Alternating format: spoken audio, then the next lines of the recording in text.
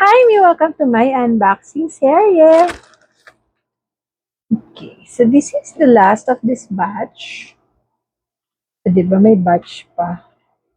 Nakailang unboxing ako ngayon. So, alam ko ito yung in-order ko na SIM. Pati SIM pwede na orderin sa order.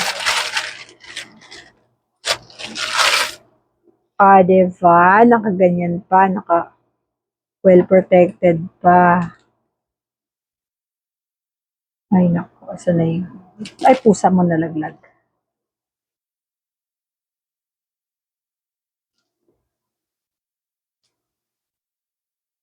Bakit pala? Dalawa yung in-order ko nito.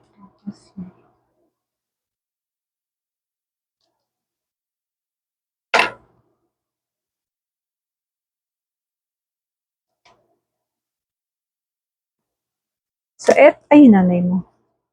Ito ang Gomo SIM. Ba't parang palitan ng palitan package?